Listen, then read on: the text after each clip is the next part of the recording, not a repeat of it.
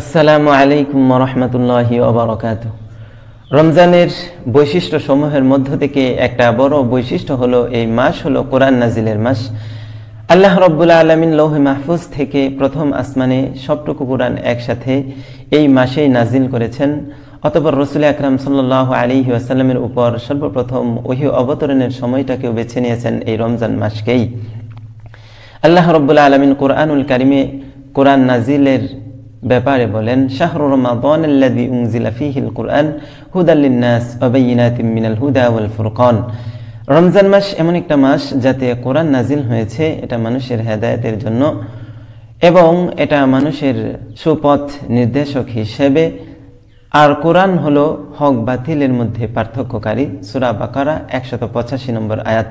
কোরআন নাজিলের এই মাসে কোরআনকে শুদ্ধ তেলাওয়াত করা, শুদ্ধভাবে শিক্ষা গ্রহণ করা, এটা আমাদের জন্য খুবই একটা গুরুত্বপূর্ণ আমল। যদি আমরা কোরআনকে শুদ্ধ করতে না পারি তাহলে আমাদের প্রতিনিয়তই সমস্যায় পড়তে হবে। কারণ নামাজ ভঙ্গের কারণের মধ্য থেকে সর্বপ্রথম কারণ হলো নামাজের মধ্যে অশুদ্ধ করা। অর্থাৎ আপনার কোরআন যদি শুদ্ধ না থাকে, তেলাওয়াত যদি শুদ্ধ না হয়, তাহলে আপনার নামাজটাই হচ্ছে না। অর্থাৎ আপনার নামাজটাকে শুদ্ধ করার জন্য হলেও কোরআনকে শুদ্ধভাবে তেলাওয়াত শিক্ষা করা এটা আপনার জন্য ফরজে আইন।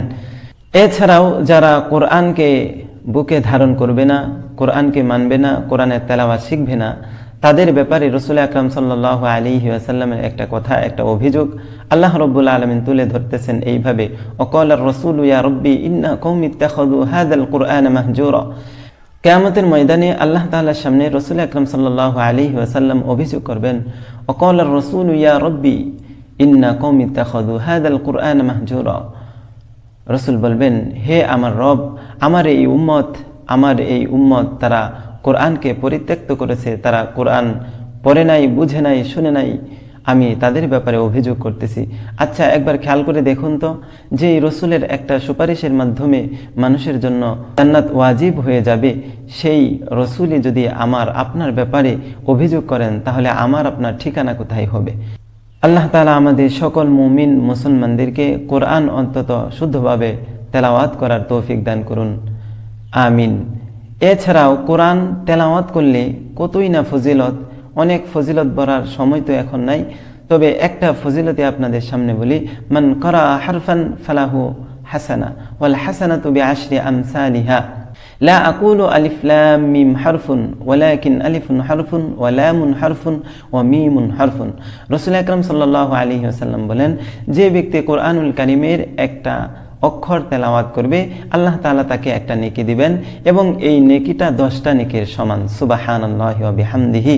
রাসূল আরো স্পষ্ট করে বলেন, লা আকুলু আলিফ লাম মিম হারফুন, আমি রাসূল এই কথা বলি না আলিফ লাম মিম এটা একটা হরফ, ওয়ালাকিন আলিফুন হারফুন ওয়া লামুন হারফুন ওয়া মিমুন হারফুন, বরং আমি বলি আলিফ একটা হরফ, লাম একটা হরফ, মিম আরেকটা হরফ।